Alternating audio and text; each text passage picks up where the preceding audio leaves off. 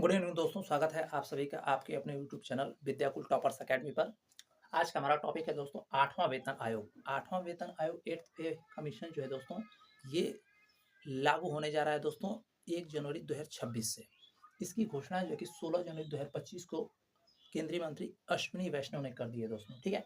और जो वेतन आयोग है दोस्तों, प्रति 10 साल पे गठित किया जाता है, ठीक है। हमारा पहला वेतन आयोग जो बना था दोस्तों, वो 1946 में बनाया गया था, ठीक है। वेतन आयोग होता क्या है दोस्तों, तो केंद्र सरकार के द्वारा ये स्थापित की गई एक निकाय है दोस्तों, ठीक है। ये काम क्या करता है दोस्तों, कार्य इसका है जो कि केंद्र सरकार के अंतर्गत कार्यरत जो कर्मचारी हैं या फिर जो कि रिटायर हो गए कर्मचारी हैं, उनको मिलने वाला पेंशन, ठीक है, उनकी समीक्षा करके उन्हें बढ़ोतरी की जाए या न की जाए, इसकी जो कि जांच करना होता है दोस्तों, ठीक है। अब स्वतंत्रता के बाद बात करें दोस्तों, तो स्वतंत्रता के बाद जो कि गठित होने वाला ये कितने नंबर का वेतन आयोग है दोस्तों, तो 8वें नंबर का वेतन आयोग है। इसके पहले 7वें नंबर का वेतन आयोग गठित किया जा चुका है दोस्तों 2014 में। 2014 में गठित वेतन आयोग की जो सिफारिशें हैं दोस्तों, वो 2016 में लागू की गई थी, ठीक है। तो 8वां वेतन आयोग की जो सिफारिश होगी दोस्तों, वो 1 जनवरी 2026 से लागू कर ली जाएगी। ऐसी संभावना व्यक्त की गई है, ये जो कि क्लियर नहीं है, लेकिन संभावना है कि 1 जनवरी 2026 से लागू हो सकती है। अब दोस्तों बात की जाए कि वेतन आयोग गठित करने का कारण क्या होता है दोस्तों, तो वेतन आयोग को गठित करने का कारण ये होता है दोस्तों कि मान लीजिए कि हमारे मार्केट में जो कि मुद्रास्फीति जो चल रही होती है, कभी बढ़ती है कभी घटती है, ठीक है। तो उसको ध्यान में रख करके कर्मचारियों के पेंशन में, ठीक है, वेतन में, इन चीज़ों में बढ़ोतरी की जाए या न की जाए, इसकी समीक्षा की जाती है दोस्तों इसके द्वारा। अच्छा, एक चीज़ की वेतन आयोग जब भी गठित किया जाता है दोस्तों, तो इससे जो कि केंद्र सरकार को बहुत बड़ा बोझ पैदा हो जाता है दोस्तों, ठीक है। अब बहुत बड़ा बोझ कैसे पैदा होता है दोस्तों, तो अभी आप अपने वर्तमान की कंडीशन के हिसाब से बात करेंगे, तो भारत में लगभग 50 लाख के आसपास, 50 लाख के आसपास ना केंद्रीय कर्मचारी हैं। 65 लाख के आसपास जो है ना पेंशन उठाने वाले जो कि केंद्रीय कर्मचारी हैं, जो कि रिटायर हैं, ठीक है, 65 लाख। तो अगर इनकी बात करें तो ये अपने आप में बहुत बड़ा डाटा होता है दोस्तों। 50 लाख कर्मचारियों को जो कि वेतन बढ़ा देना, 65 लाख जो कि कर्मचारियों का पेंशन बढ़ा देना, ठीक है। तो इससे जो कि केंद्र सरकार पर बहुत बड़ा दबाव पड़ता है, ठीक है।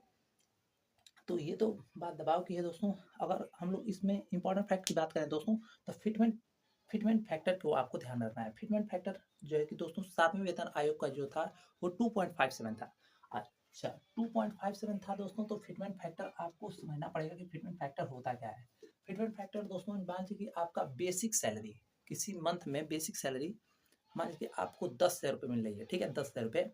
और मान लीजिए कि अगर आप फिटमेंट फैक्टर होता क्या है, तो फिटमेंट फैक्टर से ये पता चलता है दोस्तों कि हमारा वेतन कितना बढ़ रहा है, ठीक है। तो फिटमेंट फैक्टर हमें ये बताता है कि हम अपना वेतन जो कि में बढ़ोतरी कितनी देखने को मिल रही है। तो फिटमेंट फैक्टर यूज कैसे किया जाता है दोस्तों, ये जो कि एक टूल के जैसे यूज किया जाता है, मल्टीप्लायर टूल, ठीक है। इसका गुणा कर दिया जाता है, बेसिक सैलरी टूल जो कि मल्टीप्लायर टूल जो कि फिटमेंट फैक्टर से गुणा कर देता है। जैसे मान लीजिए बेसिक सैलरी मैंने कहा कि 10,000 रुपये किसी कर्मचारी की है, ठीक है, 10,000 रुपये। और इसमें 7वें वेतन आयोग के हिसाब से बात कीजिए कि जो कि सैलरी कितनी बढ़ी होगी, तो 2.57 का इसमें मल्टीप्लाई कर दीजिए, आपको दिख रहा होगा 25 से 700 रुपये इसके साथ जो है कि बढ़ोतरी देखने को आपको मिल जाएगी, ठीक है। अब ये जो फिटमेंट फैक्टर था दोस्तों, वो 7वें वेतन आयोग का था। अभी 8वें वेतन आयोग ने जो कि अपनी सिफारिशों में कहा है कि फिटमेंट फैक्टर लगभग 3 या 3 से ज़्यादा भी हो सकता है दोस्तों। तो अगर इस हिसाब से बात किया जाए, तो फिटमेंट फैक्टर 3 को रख करके चेक किया जाए, तो हमारी सैलरी जो है कि इसके हिसाब से 30,000 रुपये हो जा रही है, 30,000 रुपये, ठीक है। तो इसके हिसाब से कहने का मतलब कि अगर फिटमेंट फैक्टर 3 या 3 से ज़्यादा है दोस्तों, तो लगभग 43% के आसपास हमारे सैलरी में बढ़ोतरी देखने को मिलने वाली है दोस्तों, ठीक है। तो ये था दोस्तों 8वां वेतन आयोग। इसमें इंपॉर्टेंट फैक्ट जो है मैं आपको जो कि वो कर दे रहा हूँ, हाईलाइट कर रहा हूँ, ताकि आप उसको याद रख पाएँ।